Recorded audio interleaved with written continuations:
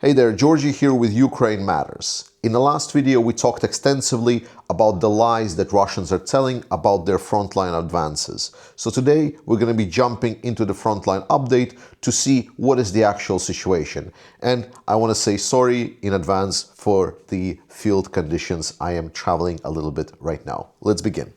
The most disturbing news are coming from the Sumy region, where Russia is using a completely new terror tactic, so to say.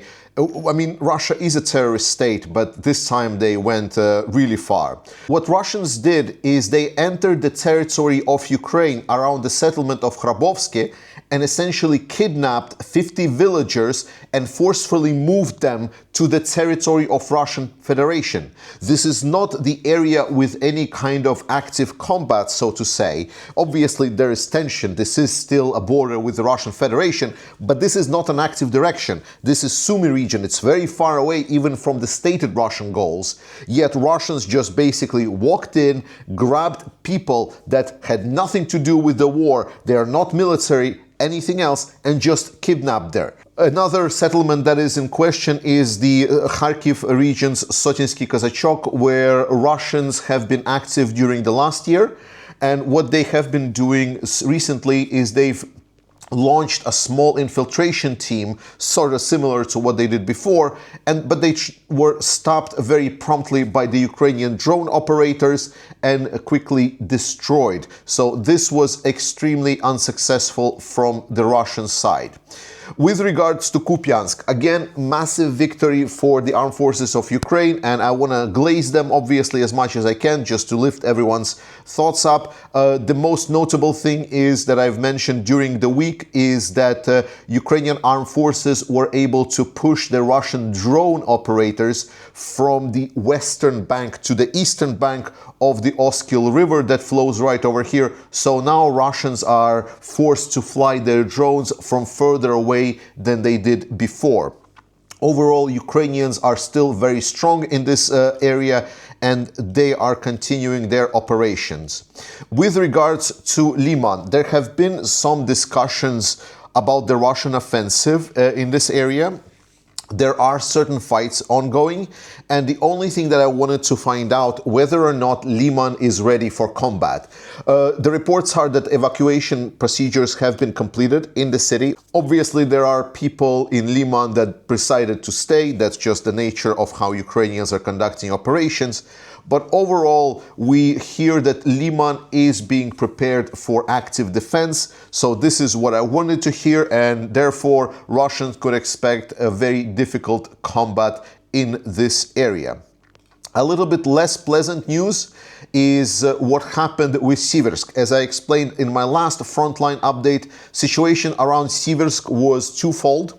It was I was unsure whether or not they will be able to advance through Siversk and therefore help them to close the pocket of the whole Siversk area.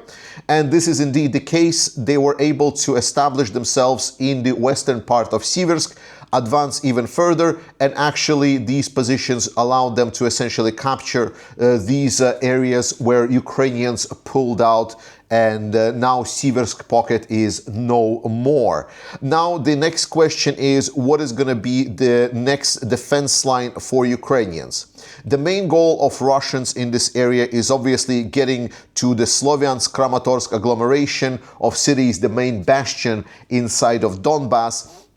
And the question is, like, where could Ukrainians really stop this? To understand this, we need to understand how the geography of this area works. So the main part that we are interested in this area is before Sloviansk and Kramatorsk, there is this area which is a big hill. This is the highest point, like it's a chain of hills, and this is the dominant height that will basically be very important for Ukrainians to hold if they want to have successful defense of the Sloviansk-Kramatorsk agglomeration. If that falls, that would be a lot more difficult. And then approaches to this chain of hills is happening in three ways. So there are like a chain of hills in the north. Then there is a bit of a valley right in the middle here. Then there is another hill chain here, and then there is another valley that is located just to the south of it, and then there is another chain of the hills that is located to the south. So far, Ukrainians were specifically successful in defending the southern part of the hills, so this was pretty fine. However, now Russians were able to encroach themselves towards the approaches to this hill section, and also they're starting to kind of climb the hills around this area. So it's going to be important for us to monitor how fast Russia will be able to advance through these hills. And as a reference point, here is a nice image of what this hill area might look like, just so you can picture itself in your mind. So as you can see, there are certain hills, some pretty high ones, and then there are certain valleys that can definitely be exploited from the high ground, thanks to drone operators and everything else. Then we are moving a little bit to the south, and here are the really interesting news. You know this settlement of Chasiv Yar that first and foremost Russia already claimed multiple times captured, and that it was already fully under Russian control. Well, it turns out that Chasiv Yar is not really captured as much as Russia would want us to believe. I already explained many times that Ukrainians are fighting very fiercely for it, and despite of the Russian propagandists trying to describe that it's fully captured, it is not. And recently, this video came out swinging. This is a video of Ukrainian tank operating on combat mission, fighting, shooting, trying to destroy the Russians in specifically the area of Chasiv Yar. So no, despite the fact that Russians really want to believe that they are moving fast and advancing everywhere, that is not the case. Obviously, Russia is advancing on the front line, and when we're talking about, for example, ridiculing Russians for the lies that Putin is saying, or the commander of, not the commander, but the Minister of Defense of Russia is saying, it is important to understand why we're laughing at them. Because they have real advances on the front line. For example, Siversk direction, right? We all can look at the deep state map and see, it's like, yeah, Siversk pocket is closing. That's very bad for Ukrainians. Everyone can understand that. But the point is, they are, instead of telling about the reality on the front line, they're talking about some fantasy surrounded Ukrainian armed forces, 3,000 of them, in the Kupiansk direction, where even President Zelensky was stating that, no, we actually counterattacked, and Kupiansk now is going to be liberated very soon. So it's important to understand the distinction between the two. But let's move to Pokrovsk-Mirnograd area. As you can see, Deep State fully pushed the whole area into the gray zone, and this is indeed the truth. Ukrainian soldiers have been reporting on the situation over there. They say that it is a complete nightmare. So Russians and Ukrainians are fully mixed. Supplies are flying in mostly with the drones for both sides, and they don't always know whether it's your drones or the enemy drones that are flying in. So it's a complete mixed. But more importantly, Russia has really activated their attacks towards Mirnograd area. Right now there is heavy fighting in the southern part, but we clearly understand that Ukrainians are slowly but surely pulling out of this area. I still don't expect this whole fighting for Mirnograd, Pokrovsk to be done before the new year. I think this will go well into January, but it is clear that Ukrainians are trying to do their best, but it is a one-sided battle towards the Russians. Then there is a situation around the north where Russians have decided to use tactics that are both weird but also sometimes successful. It's always weird with Russians because they do these weird tactics that no one would use, that have a success rate of about, 5 to 10%. But this is enough for Russians, supposedly. So they're ready to sacrifice a lot of manpower, even if it means advancing just a little bit, because for them, propaganda picture is what matters. And what they have been doing lately is they've been preparing a lot of these columns that are fully supported, fully consistent of. And what they have been doing lately is creating these columns of ATVs that are attacking north, and they've been quite promptly destroyed very nicely, but sometimes they're advancing a little bit, and this baffles a lot of the Ukrainian soldiers around this northern direction. But more importantly, Ukrainians are not just sitting idly by, and what they're doing is they are creating fortification lines. The new video came out from the Ukrainian Armed Forces showing the style and type of fortification lines that are being built all across the front lines. And here is actually, you can see even a vehicle just to compare yourself to the scale of what this fortification looks like.